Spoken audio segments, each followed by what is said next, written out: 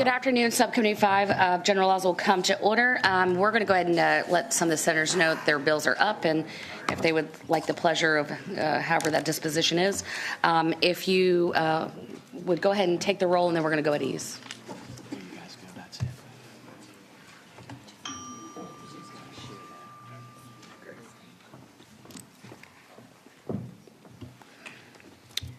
All right, thank you for that. I believe I believe we're waiting for the senators to come on over, so we're going to go at ease for now.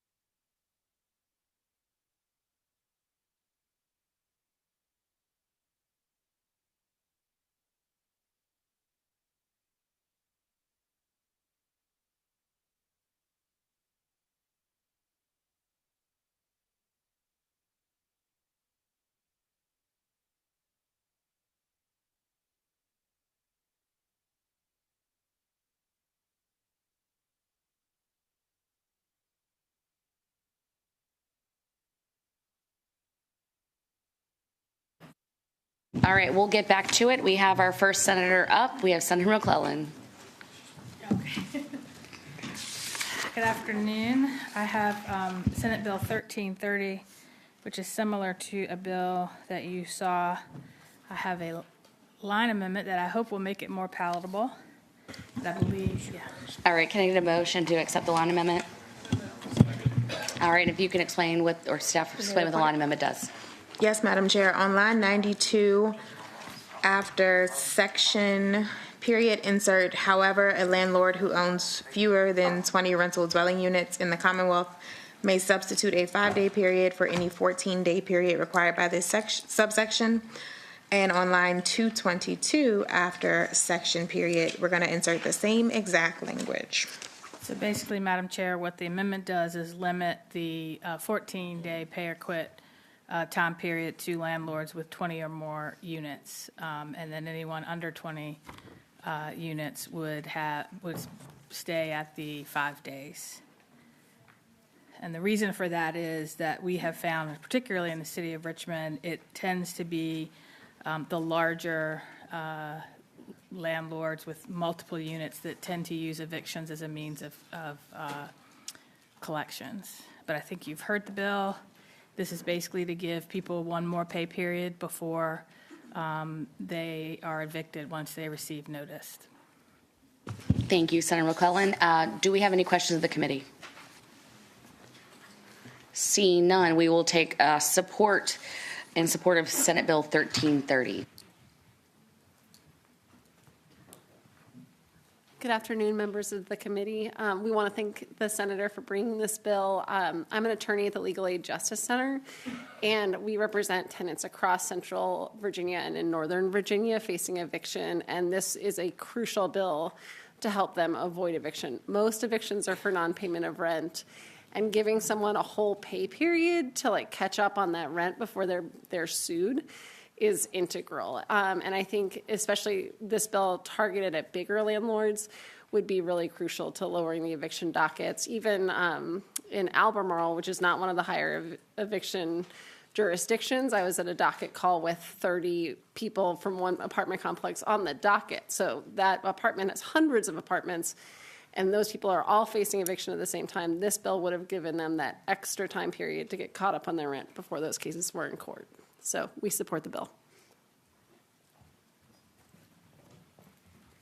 Thank you, Madam Chair. Members of the subcommittee, Christy Marrow with the Virginia Poverty Law Center. We thank Senator McClellan for putting in this legislation. We do support the bill, and I will echo everything that Ms. Horick just said about the importance of having that extra 9 days to allow people to get that additional paycheck. And I'll also emphasize that this really is designed to help people who just fall on hard times that one time. This is for people who can get back on their feet if they can get that extra paycheck. And again, I have talked to legal aid attorneys all across the state, and the vast majority say that in their areas, it is the larger landlords who are not working with tenants or who tend not to. Some larger landlords do, there's no question. But when they see landlords who are filing those eviction cases on day 6 rather than trying to give the tenants more time just on their own, it's almost always one of the larger landlords. And so we ask that you report this, this amended version of the bill. Good afternoon. I'm Sheila Herlihy with the Virginia Interfaith Center for Public Policy. We appreciate the patron bringing the bill and agree with everything that Legal Aid and Virginia Poverty Law Center just said. You know, before I got into the advocacy game, I used to be the person at a church who would help people who needed rental assistance. And the truth of the matter is, even for social service agencies, getting that rental assistance turnaround in such a limited time is really a struggle. So this 14 days allows for that second paycheck, allows for friends and family, allows for social service agencies to support. And I know from personal experience and talking to real people in my former congregation that this bill, this grace period, would truly benefit a lot of families. Thank you. Please support the bill. Madam Chair, members of the subcommittee, Brian Kosa with the Virginia Housing Alliance. Our members support this bill. We think it's a really good way to just slow down the process, but also allow people that, like Ms. Morris said, fall on hard times to catch up, stay housed, and not get further down the pipeline, because we also represent the homeless provider, nonprofit homeless providers, and we're seeing an increase in instances of homelessness across the state. And so this is just, I think, a very common sense way to slow down that process and keep people in their housing. Thank you. Madam Chair, members of the subcommittee, I'm Isabel McLean with Housing Opportunities Made Equal, and we also support this bill. We support it because we think it will really reduce avoidable and unnecessary eviction filings and potentially judgments as well. We know at home that several of our housing stability clients would have been able to pay the rent themselves and avoid eviction if they'd been given time to get another paycheck. So we ask for your favorable report. Thank you. Thank you. Anyone in opposition of Senate Bill 1330? Members of the committee, Bisma Ahmed with the Apartment and Office Building Association and the Virginia Apartment Management Association. We understand the intent of the bill, but we're strongly opposed. The extension of the pay or quit notice was during the timeline to allow housing providers and tenants to work together to apply for rental assistance, and it expired around the same time that RP funding also was depleted. And so right now, just so you know, the 5-day pay or quit notice is issued after a 5-day grace period, and then a court date is set between 45 and 60 days typically. That's what we're seeing. And then after that, we have a 10-day period that it takes to get that rid of eviction. So, you know, a lot of these issues were also addressed in 2020 when we amended the Virginia statute on rights of redemption, basically saying you can go in 48 hours prior to a scheduled eviction and pay in full, and you will not have that on your record. So we just also want to say that by extending the timeline, there's additional debt accrued usually if the tenant isn't able to pay, and that's a higher judgment that follows them into future housing searches. So we strongly oppose the bill. Thank you. Right. Madam Chair, if I can just wrap up. Absolutely. Last word, Senator McClellan. Thank you. I would actually take issue with one thing that Aoba said. Once an eviction case is filed, even if you are able to pay, that eviction stays on your record, has implications for credit checks and all kinds of other things. It is only comes off if the case is fully dismissed. So giving someone that grace period at the beginning of the process and not in the middle of the process is better for everybody. All right, with that, thank you so much, Senator McClellan. With that, this subcommittee operates by motion. Madam Chair, substitute motion. Substitute motion? Move to PBI. All right, that's a superior motion. It's been motioned to PBI Senate Bill 1330. Please prepare to vote.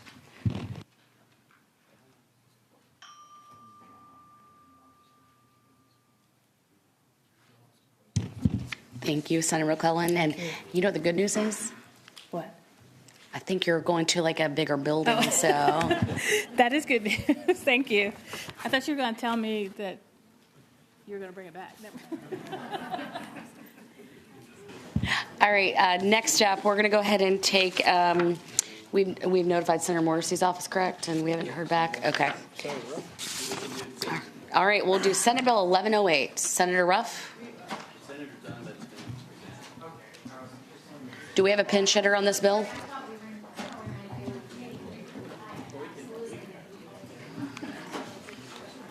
Yes, please, Madam Chairman, substitute.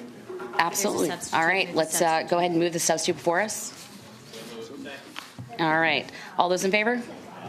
All right, we have the substitute before us. If we can explain what the substitute does.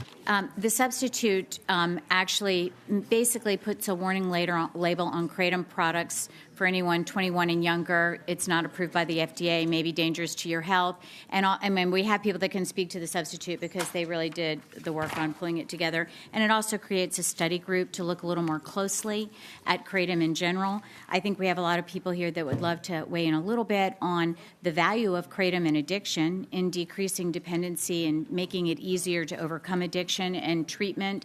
And so we don't want it to not be available, but this is being sold without any checks and balances or concern for health to very young people in gas stations across Virginia, and this would help us make it a little bit more safe so that we can protect our children. And I'm going to turn it over to some experts if you don't mind. Madam Chair, before we do, could I provide some clarification? That would be wonderful. Is that okay?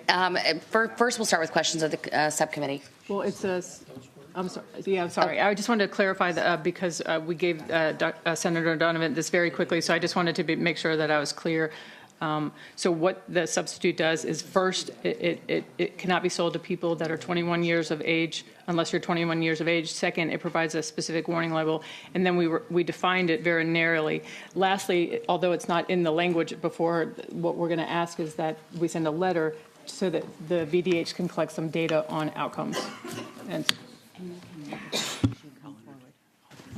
All right. First up, we will have those in support of Senate Bill 1108. Thank you very much, Madam Chair and members of the subcommittee. I'm Mike Carlin on behalf of the American Kratom Association. It sounds like we've made some progress even over and above what we've done already.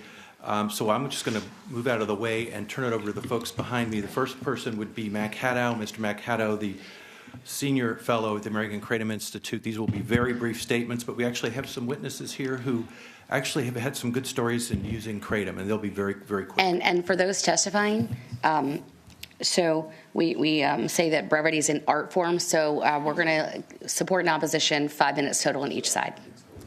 Thank you, Madam Chair and members of the committee. My name is Matt Caddo, Senior Fellow on Public Policy with the American Kratom Association. We're a Virginia nonprofit corporation representing more than 12 to 15 million people in the country, 200,000 Virginians. Kratom is grown in Southeast Asia and in Florida and Hawaii. It's obviously environment dependent, has been used safely for millennia. In 2016, the FDA tried to ban kratom, and they were unsuccessful. The DEA rejected it. In 2018, HHS rejected a second recommendation for scheduling, calling it embarrassingly poor evidence and data.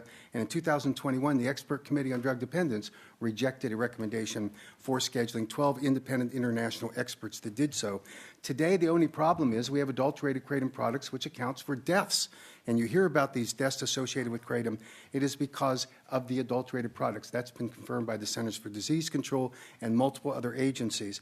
Johns Hopkins University did a study of adult kratom consumers and determined that 87% reported relief from withdrawal symptoms from opioids and dangerous drugs, helping people get off, and 35% were opioid-free within a year. It shows you why Kratom can help people and benefit for those that use Kratom for that purpose. It is a harm reduction tool, and that's supported by the National Institute on Drug Abuse, by HHS, and by the United States Congress. We hope Virginia will be the 8th state that will pass the Kratom Consumer Protection Act. Thank you. Thank you for the opportunity. I'm Jack Henningfield. I'm adjunct professor at Johns Hopkins since 1978, and I have been at the National Institute on Drug Abuse, heading clinical pharmacology, where we help develop most of the addiction treatments that are out there today. And I'm proud of that, but they don't reach a lot of people. I mean, a lot of people are not reached by them. And that's part of what drives me here, because Kratom is helping a lot of people. And that's part of the reason that the National Institute on Drug Abuse has poured about $30 million into research. I've done some studies, published quite a few in the area, and there have been more than 100 studies in the last 5 years alone on the safety, the tolerability, surveys. Surveys tell us that about 200,000 of Virginia's residents use Kratom for some purpose. But what has all that research told us? In a nutshell, nature got it right. The alkaloid, or constituent, that is most helpful is in the highest levels. The constituent that is of greatest concern, 7-hydroxy, is almost at what we call de minimis, or trace levels. What we want is legislation that keeps it that way, you know, and that labels the product. So I could get my tea and out in the lobby, and I wanted it without sugar, and it's got 47 milligrams of caffeine. That's what you can do with legislation that protects the products so that Kratom consumers can get what they want and not what they don't want. Thank you. Just remind everyone for brevity, because we still have a full committee, so thank you. Thank you, Madam Chairman, members of the committee. My name is David Reynolds Darian. I'm the CEO of Botanaway, Inc., a manufacturer of supplements here in Richmond, employ about 50 people. Due to a spinal condition, I was heavily prescribed opiates. Kratom has kept me drug-free for 14 years, and I just want the ability to share that with others. Thank you, David from Botanaway, Inc. Hello, my name is Jeremy Tillum. I'm a person in long-term recovery from substance use disorder. In 2018, I went through the McShin Foundation for opiate addiction. I used Kratom as a detox and to manage my withdrawal symptoms while going through that process. I use Kratom daily, and Kratom saved my life. So thank you. Good evening, Madam Chairman, members. My name is Sue Donaghy. I'm a registered nurse, and I had a severe injury during work, 1989. I was on opioids for a number of years. I wanted to get off. I ended up, I've been taking Kratom now for 13 years. It has saved my life, and I just want to be an unadulterated Kratom. That's all I want. Thank you. Thank you, Madam Chairman and committee members. My name is Pam McAllister. I'm a paralegal, esthetician, wife, mom of 3, grandmother of 9. I've had about 9 surgeries in the last 3 years, including 3 spine surgeries. Kratom I've been using since 2015, and it's been an absolute godsend for me to be able to take this product and still function without having to deal with opioids. Thank you. Please make it legal and safe for the rest of us to take. Thank you. Hi, Madam Chair, lady, and members of the Senate committee, or I mean of the committee. Sorry, in 2014, I really hit bottom with my health. My health was, I was bedridden, 100%. In fact, I had to crawl to the restroom in the mornings because of the neuropathy in my feet. My husband had to shampoo my hair, everything like that, and I was on 14 medications. And at one point, I decided to look for alternative things besides the opioids that they kept prescribing me, and I had a lot of side effects. So that's when I found Kratom, and that was in 2014. And as you can see, my life has changed. I'm not bedridden anymore, and I'm just asking for y'all to please consider it for those of us that use it responsibly, that we don't want adulterated products, anything like that. Thank you. Thank you. We have about a minute left. Yes, ma'am. Madam Chairman, members of the committee, my name is Caleb Painter. I am since being introduced to Kratom, my life has completely done a 180. I'm an ex-drug addict, ex-convict, and since then, I've gainfully employed, very involved with my family. I show up for life, and it's this product that did it for me. So I appreciate if you guys would support this. Thank you. My name is Sage Giles. I spent most of my life trying to die. It wasn't because of drugs. I have a lot of mental health issues, so I spent my life over 5 times in and out of psych wards. 7 years ago, I found Kratom. I utilize it along with a bunch of other tools, and now I love life. I really get to enjoy life. I get to be a wife to my husband, veteran. I get to be a mom to all my 3 boys. I love life, and Kratom really helped support me in that. Thank you so much for your time today.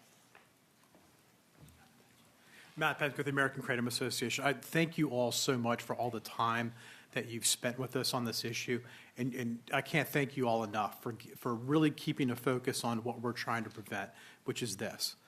Products that you have no idea what it is, the quality of it, the directions, warning labels, anything. So I appreciate you all moving a bill forward because we can't keep this on our shelves in Virginia. So thank you. Thank you. Any of those in opposition to Senate Bill 1108, please come forward. All right, Senator Donovan, would you like the last word on this bill? I just thank you very much to the committee and for the substitute that was submitted. Obviously, there's a desire to look at Kratom in other ways, but the first step is to protect our children. Yes. Thank you. And we do have a question, I believe, but if this should report out, it's the will of the committee, it would be a report and refer motion if that was to occur. So, Delegate Bulba. Thank you, Madam Chair. And I just wanted to key on what the senator was saying. Normally, something like this, I'd feel much more comfortable taking the time to study. The simple fact is that it's out there.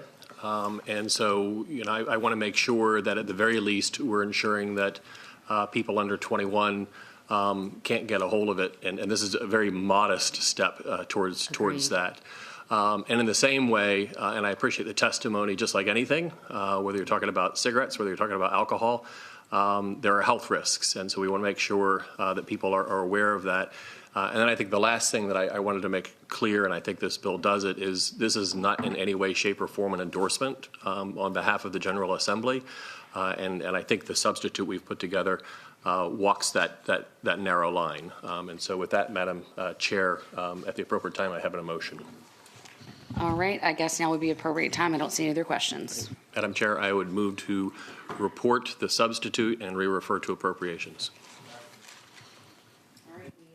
All right. Motion and proper second. Please prepare to vote.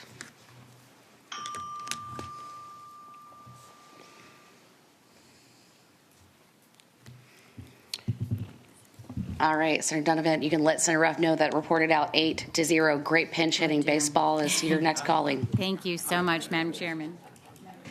Next up, we have Senate Bill 1227. Senator Morrissey.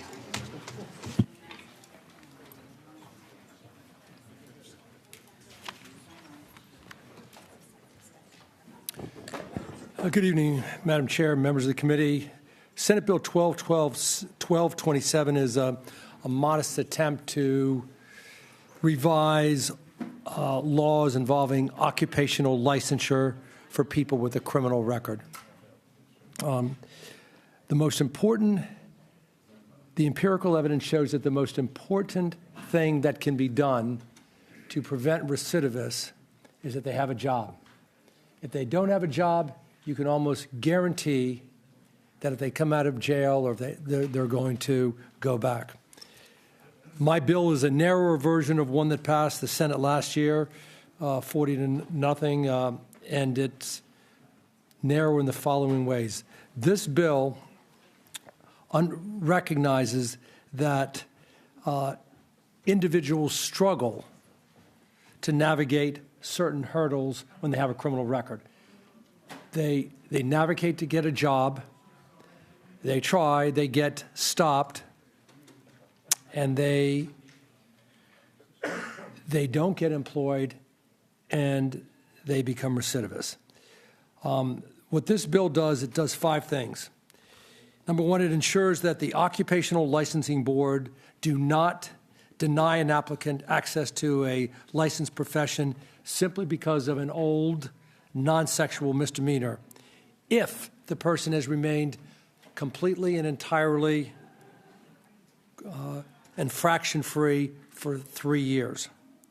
It focuses on rehabilitation. Number 2, it focuses on rehabilitation, urging the boards to consider additional rehabilitation-related behavior that they've taken. Number 3, it requires the Department of Professional and Occupation Regulation to regularly report data points related to applicants with a criminal record. And 4th, it ensures that individuals denied a license due to a criminal record are informed of why they were denied. I can get more into the weeds, but that's essentially it. I'll take any questions. All right, do we have any questions of the committee? Seeing no questions, do we have anyone in support of the audience of Senate Bill 1227?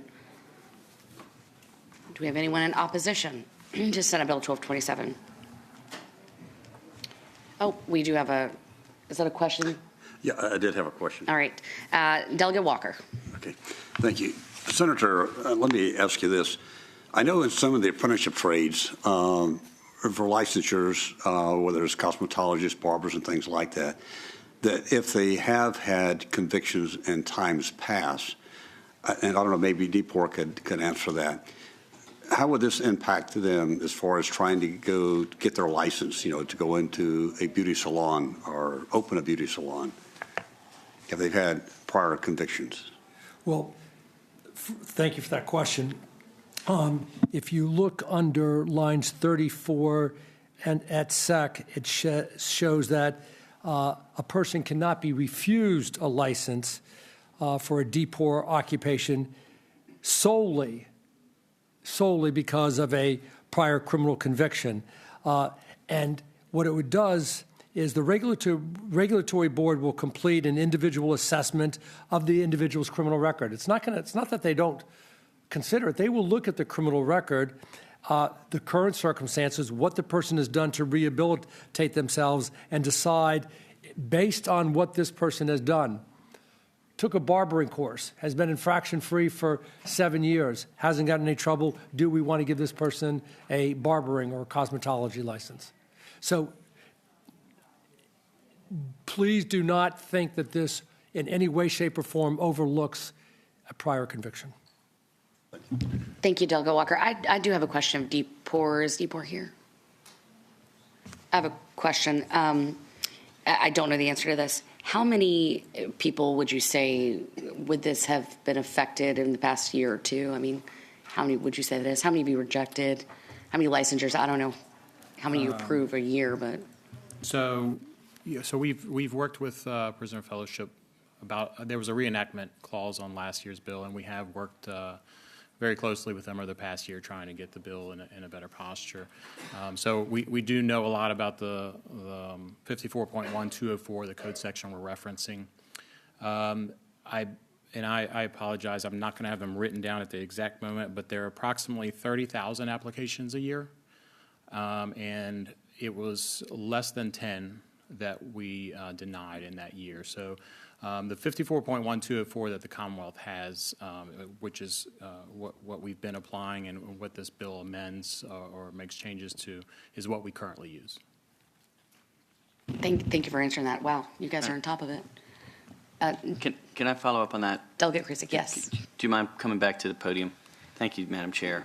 So the 10, less than 10, were any of those were they any of them because of their felony record? So any of the denials, as 54.1204 is written out, it's got 9 criteria. And so anytime there is a denial, there are no barrier crimes. And so every single individual who has a criminal conviction, most of the boards already have regulatory oversight in their regulations that say, who's allowed to go into one profession is different necessarily than another. So a real estate broker financial crimes might be more important. A home inspector might have other crimes if somebody's going into a home. So the crimes are specific to each of the regulatory areas. So out of those, the less than 10, I think it was 8. Out of those 8, those individuals would have had one of the sections in Code Section 54.1204, one of those 9 criteria that they did not meet. Could have been the rehabilitative efforts. It could have been how many years have passed since the crime occurred. All of those factors play in, and the board or takes that into consideration, and then in a final order submits that to the individual. Madam Chair, just one last follow-up. Follow-up, Delegate Creasy. Thank you. So if this bill becomes law, how will that affect those 8? I cannot answer that. That's a highly technical question that we would have to navigate. It's almost like a matrix. So we look at the 1 through 9, and we'd have to see if it causes more people to go to a hearing or less people to go to a hearing. I don't know offhand if that's the case. I don't know that answers that, Madam Chair. I think this is probably the best answer we might get, so thank you. All right. Seeing no one that has offered support or opposition, last word on your bill, Senator Morrissey. Thank you. To focus on your last question, the takeaway, I think, should be this, that the focus is going to be on what rehabilitation has the previous offender undertaken in those years to better himself. That should be your takeaway. And I think we want to encourage and promote rehabilitation. Thank you, Senator Morrissey. With that, this committee operates by motion, so I entertain a motion, the pleasure of the Subcommittee on Senate Bill 1227.